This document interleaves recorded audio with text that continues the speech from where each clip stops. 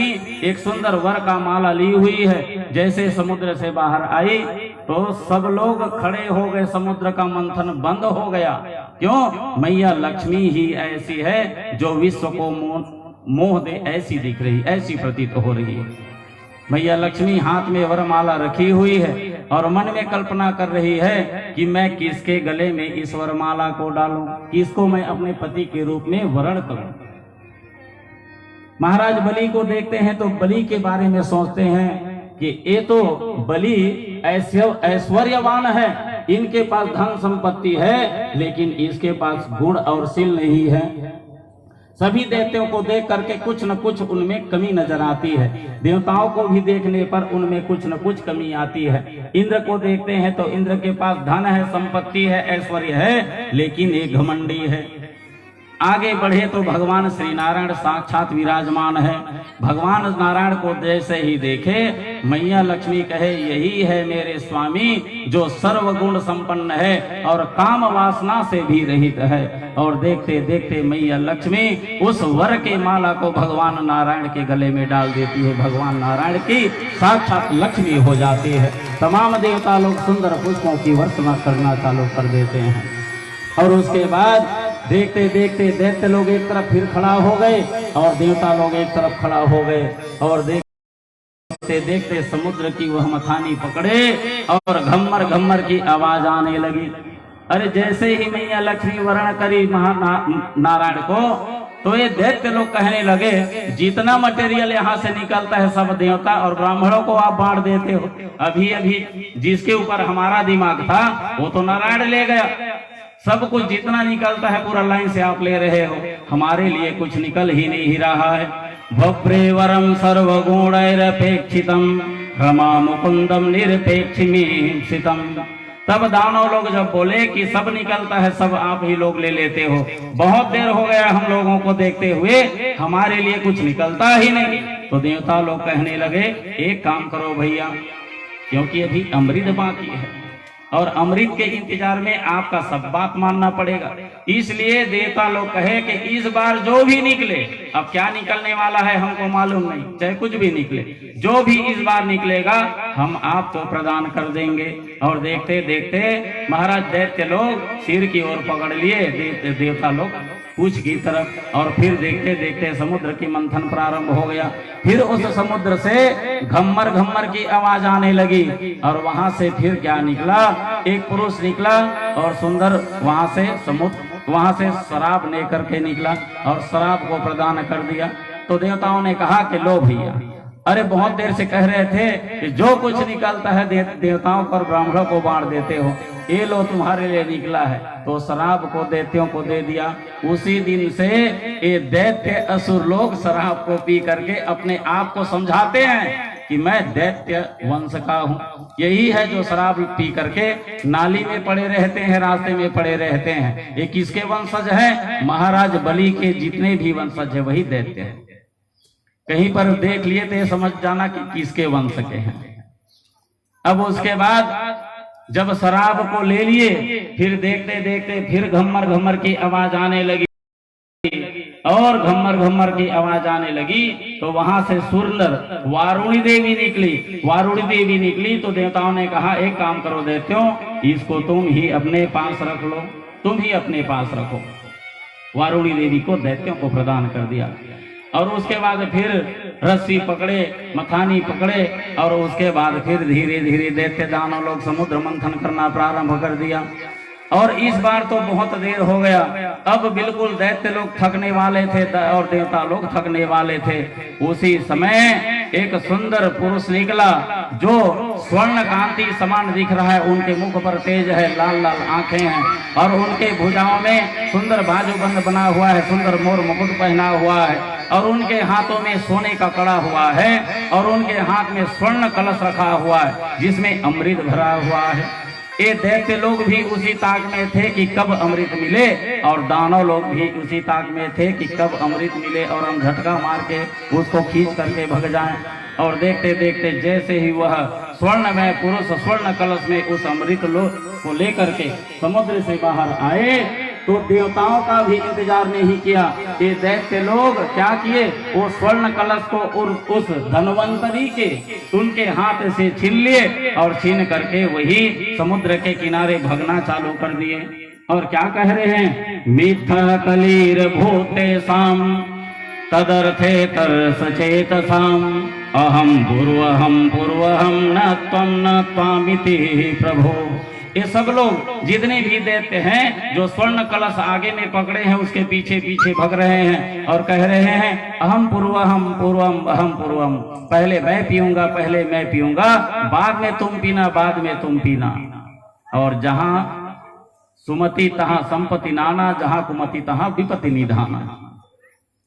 और वहां लड़ाई झगड़ा होना चालू हो गया। और जहां अहम पूर्वम हुआ वहां निश्चित रूप से लड़ाई होना ही होना है। हम परिवार में भी देखते हैं कि जिनके घर में आपत्ति आ गई और अहम पूर्वम हुआ, अहम की भावना आई, तो उसके घर में निश्चित रूप से विपत्ति आने वाली है, संकट आने वाली है। ये देवता लोग सोचे कि देखो इतना मेहनत करके ये अमृत निकाले हैं और ये दैत्य लोग उनको धर के खींच करके भग गए। अब क्या किया जाए। ये देवता लोग चुरमुरा करके बैठ गए और वही भगवान नारायण का ध्यान करने लग गए और कहने लगे कि हे प्रभु देखो, आपके ही कहे अनुसार हम लोगों ने समुद्र का मंथन किया और इतना मेहनत करने के बाद देखो ये दैत्य लोग उस अमृत को लेकर के भग गए। अब आप ही है रक्षा करने वाले, अब आप ही कोई रास्ता, कोई उपाय निकालिए। भगवान नारायण ने कहा, अरे देवताओं तुम लोग चिंता मत करो, मैं अभी इसका उपाय निकालता हूँ। और देखते देखते जिधर ये दैत्य लोग भगे थे उस अमृत के कलश को लेकर और अहम पूर्वम अहम, पहले मैं पीऊंगा, पहले मैं पीऊंगा, यह बोल रहे थे, भगवान नारायण ने तुरंत अपने स्वरूप को बदला और सुंदर मोहनी का एक आवरण पहन लिया, सुंदर उसका स्वरूप बना लिया मोहनी का। एक मोहनी होता है और एक जगत मोहनी होता है। जगत मतलब पूरा ब्रह्मांड को मोहने वाला, तो जगत को ब्रह्मांड को मोहने वाला एक ही है, वो मोहनी भगवान नारायण। मोहनी का सुंदर स्वरूप बनाया और सुंदर स्वरूप बना करके जिधर ये दैत्य लोग भगे थे अमृत की कलश को लेकर के, उधर ही कुछ दूर में जाकर के एक गेंद को लिए और गेंद को लेकर के ऐसे दिखाते हुए खेलने लग गए। सुंदर वहां खेल रहे हो मोहनी मूर्त। ये दैत्य लोग जब दूर से ही इस मोहनी मैया को देखे तो उनको देख करके चारों तरफ वो अमृत की घड़ा को भूल गए और भूल करके उनको चारों ओर से घेर लिया कि पहली बार ऐसी मोहनी मूर्त क्या देख रहे हैं और ये हमें मिल जाए करके वो भी सोच रहे हैं दैत्य लोग। और ये मैया गेंद को ऐसे खेल रही है, जैसे चारों तरफ से घेर लिए तो ये सभी दैत्य मोहनी को पूछने लग गए कि देवी आप कौन हो, कहां से आई हो और आप किनकी बेटी हो, किनकी सुपुत्री हो, ये तो बताइए। तो ये मोहनी मैया कहने लगी, कथम कस्य पदायादा पुंसाल्याम मही संगता विश्वासम पंडितो जातो कामिनी सो न जाते। अरे दैत्यो, मैं एक पुंसली नारी हूं, मैं अछूत हूं, जो मुझे बुलाता है मैं उसी के पास चली जाती हूं, मैं ऐसी नारी हूं। जैसे ही दैत्यों ने इतना सुना तो ये दैत्य लोग और प्रसन्न हो गए, मतलब जो धनवान होंगे जो बुलाएंगे उसी के पास चली जाएगी। तो कहा, देवी हम आपके ऊपर आकर्षित हो चुके हैं और देखो हम सभी दैत्य एक ही परिवार के हैं, एक ही हमारा समुदाय है, एक ही वंश के हैं और देखो अहम पूर्वम करके लड़ाई लड़ रहे हैं। तो देवी हम आपके ऊपर विश्वास करते हैं, एक काम करिए, ये जो अमृत की कलश है उसको आप रख लीजिए और हम सबको एक एक करके बांटते जाइए। जैसे अमृत की कलश को मैया मोहनी की ओर दिखाए तो मैया मोहनी कहने लगे, अरे आप लोग महर्षि कश्यप के पुत्र हो महाराज और मैं हूं एक उल्टा नारी। आप उल्टा नारी के ऊपर और एक कुत्ते के ऊपर कभी विश्वास मत करना, क्योंकि कब डस जाए कोई भरोसा नहीं। मैं उल्टा नारी हूं, क्योंकि जिधर मुझे कुछ मिल जाता है उधर ही चली जाती हूं। मेरे ऊपर विश्वास मत करो और इस विश्वास को मेरे ऊपर इस भार को मत डालो इस अमृत को बांटने के लिए। लेकिन दैत्य लोगों तो उसके ऊपर मोहा चुके थे, क्योंकि वह मोहनी अवतार है और मोहा चुके थे। तो उसने कहा नहीं देवी, हम आपके ऊपर पूर्ण विश्वास करते हैं, आप जैसा चाहो वैसा बांट सकती हो। और जैसे ही इतना बात कर रहे थे उसी समय देवता लोग वहां पर आ गए और इकट्ठा हो गए देवता और दैत्य लोग। फिर मोहनी के ऊपर उस भार को डाल दिया कि आप ही बांटो। तो भागवत में लिखा है एक दिन का वो सभी लोगों को व्रत रखवाए थे। कहा इसी समुद्र में जाकर के आप स्नान करो, स्नान करने के बाद सुंदर वस्त्र पहनो। सब दैत्य लोग सुंदर स्नान किए, वस्त्र पहने और सुंदर जो पंडितों के द्वारा जो यज्ञ होता है अनुष्ठान होता है वैसे ही वहां अनुष्ठान हुआ। सब लोग सुंदर देवता और दैत्य लोग आहुति डाले, सुंदर पूजा पाठ किए। जब पूजा पाठ कर लिए सुंदर कुशा के आसन में बैठ गए तो सब लोगों के लिए लाइन से कुशा का आसन बिछा हुआ है और एक तरफ दैत्य लोग बैठ गए और एक तरफ देवता लोग बैठ गए।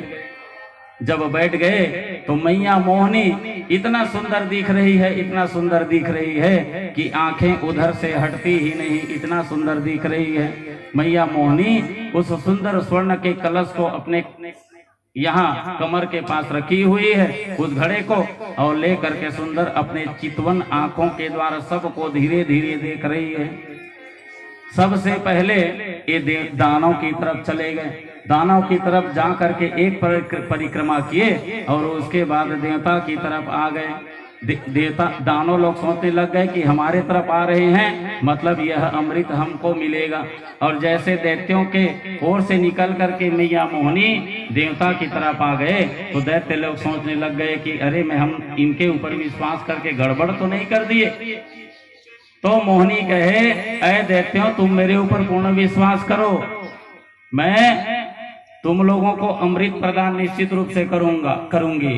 लेकिन एक बात याद रखो, पर्सनल एक भावर और घूमे और दैत्य के पास जाकर के कहने लगे कह रहे दैत्यों ये अमृत है ना, तो अमृत का जो ऊपर का भाग है बिल्कुल पनियर है, ओरिजिनल नहीं है।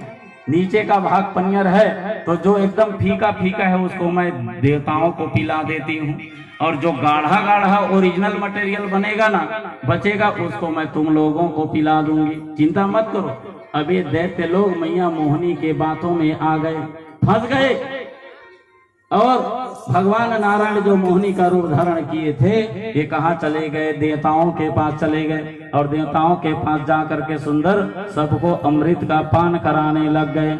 जब लाइन से जा रहे हैं आखिरी में सूर्य और चंद्रमा महाराज दो जने बचे थे।